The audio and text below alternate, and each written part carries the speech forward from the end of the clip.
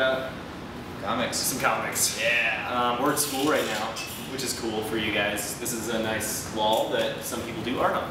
Yeah. Anyway, moving on. So this week was actually pretty good. Yeah. I spent a good $35 at the comic book store. Definitely kicked last week's ass. Definitely.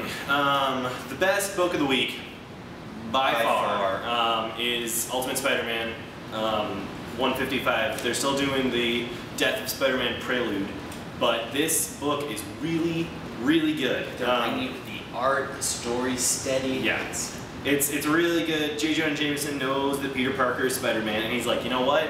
I kind of want to help you because I've been trash talking you all these years. Well, all these years, this year, but really, I think you're a cool guy. And since this is his birthday, Peter Parker's not J. Jonah Jameson's, we've got kind of a set point that all of this, that all of this has been happening within like 1 year. Yeah, that's a good point. That's a good point. Yeah, the Ultimate Universe grows really slow, and so we know, and also with the art in this, it's really hitting it. Like, Mark Bagley is great, and I love Mark Bagley. He was great on Ultimate Spider-Man, but everybody looked about 30 years old. It was kind of hard to tell what was going on. But like, Peter Parker looks 15 in this. He doesn't look like an old person. He doesn't look like an adult. So, like, expression, classy. It's really good. It's so good. And Kitty Pryde is back, which is really nice. Yeah. She freaked out a little bit. Hopefully whenever Ultimate X comes back, if it comes back, we'll see what's happening with her. And then, God, what an awesome last page. I smiled, literally smiled on this last page. Anyway, best book of the week. Yeah. Best book of the week. So good. Your turn. And on not exactly the other end of the spectrum, Max, go ahead. We have Age of X. I have this weird thing with Age of X where when I'm reading it, I hate it, but afterwards I kind of like it.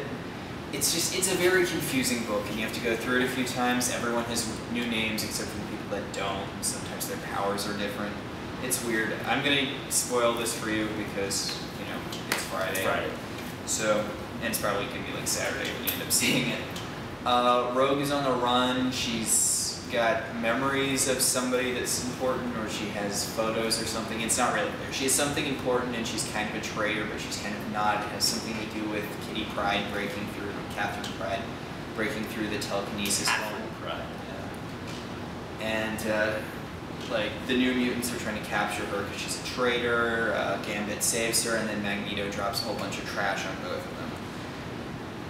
It's an okay issue. We see Wolverine, who apparently doesn't have some of his powers anymore, and he's all going to rebel against Magneto. The story's moving along. It's getting kind of easier to catch up. The art's pretty good. Everyone's white, which is weird. The artist is not good at drawing people who aren't white. Like, look at this cover. I mean, come on. Everybody's white? Well, that person is, like, ink. Yeah, he's Brazilian. He's Brazilian. Oh, clever. Yeah. But yeah, I mean, it was okay. It's worth a pickup.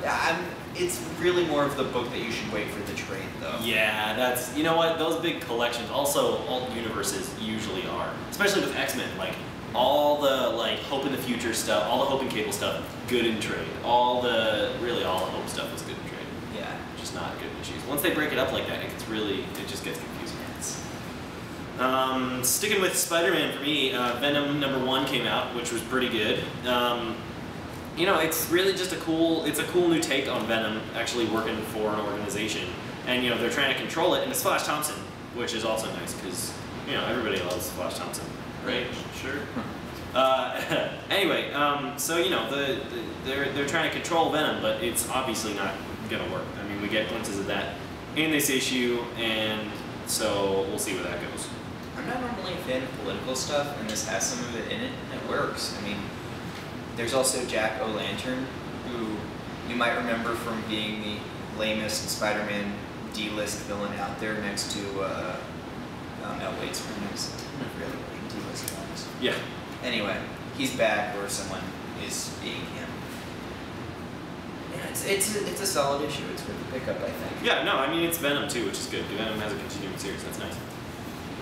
Superboy. This continues to be kind of mediocre. I mean, I really, really miss Francis Manipul's art on this. Yeah. Everyone looks like, I've said it before, I'll say it again. Everyone looks like blow-up dolls. Yep. It's creepy. It is weird. This is the first Kid Flash Superboy race.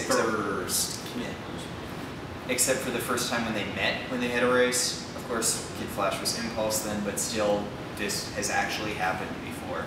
So, you know, everybody knows that though. I think Brian Bendis actually tweeted that this week or something. I don't know. Yeah, the resolution of the race is cute, but I don't know, the whole thing has a kind of pointless feel to it. Like, they hint that Lori Luther might become evil. She's a Luther. Yeah, she's a Luther. And they call Beast Boy Garth, which, see, normally his nickname is Gar. Where is that? It's pretty soon. It's only relatively. Keep going. Yeah. Anyway, so they call him Garth, which normally they call him Gar, which is a good nickname for him because his name's Garfield. Garth was Aqualad. And see, there's a few problems with this because, you know, A, it's Aqualad, B, Aqualad is dead, you know. It's just a little awkward. It's a little weird. But, whatever. Minor continuity snafus. I mean, it's a cute issue, but it really feels just a lot like filler. I mean, it probably is filler, but God, this art, yeah. Anyway. So, Superboy. Moving on. Batman Incorporated #3 came out this week. He's in Central America, talking to a wrestler that likes to take down crime lords. You know, he's going around the world. It's pretty cool. It's a neat idea. We'll see where it goes. That's really what's gonna happen. Woo. Yeah. New Avengers. Okay, normally I know art shifts bother you. Yeah. They don't normally bother me. Here, it was so awful. The other artist is so bad. The other story is... Wait, which artist is bad? The Flashback artist? Yeah. I think the art isn't bad. It's just like... It doesn't work. It doesn't fit. Yeah. Yeah. But, and all of the flashback scenes aren't that good. The story goes way better if you just skip them.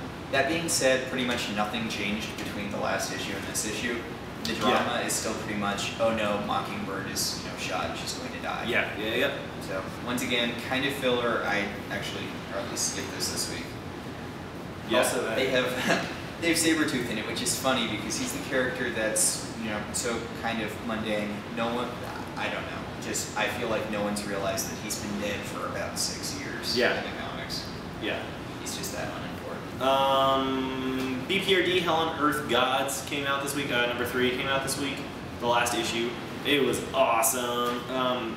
This run was a little confusing at first. The first issue was a little weird, but the second and third issues were much clearer. Big monsters in this with some homeless hipsters in a pool. And Abe Sapien gets totally shot up, like brutally shot up. And we all know, I mean, he's not going to die.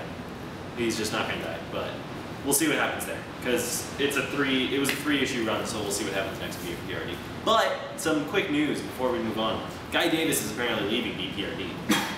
Really? Yeah. I don't even remember where I read it. I should probably know, but that's interesting. Go on. Okay. Sam saw this and picked this up. I thought I might use it. Oh, this is the what of the week. I like that. What of the week?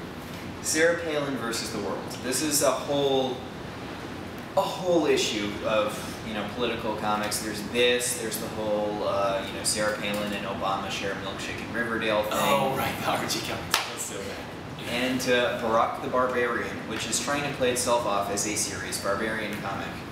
For this one, this is interesting because they actually managed to ape the Scott Pilgrim style pretty well. Yeah, no, it really does look like Brian Lee O'Malley.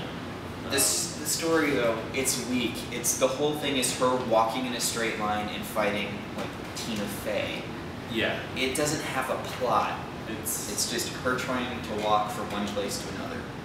Katie Couric. I mean, you know what? If I ran into Katie Couric and she was dressed like that dude, I'd probably be just as shocked and try and run away. I kind of wouldn't be surprised if bits of this were actually traced from Scott Pilgrim. I'm yeah, just putting that out you there know, right you're probably right.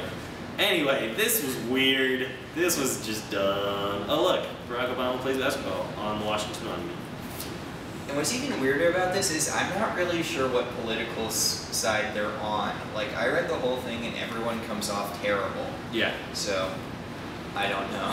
Also, honestly, I mean, maybe it's just me, maybe I'm crazy, but I have never heard of Antarctic Press before. Antarctic Press. I don't know what that is. I feel like I've seen something else by them, but I don't know. Looking at their like previews in the back, which is like 6 pages, I don't know what any of these things are. That's always good. It's not Gold Digger. I've actually heard of that. I think it's a webcomic. Anyway, so that's comics this week. Oh, short also thing. Barbara Gordon quit being Oracle, but now she's Oracle again, but only for her close friends, not for other people. What? And the Blue Beetle, sorry, Wow. undied. Oh yeah, he undied. Yeah, so whatever. Whatever. And that's pretty much it. That's it. So, thanks for watching. Peace out, everybody. See you next week on Free Range Nerdity. Woo! Yeah, okay, bye.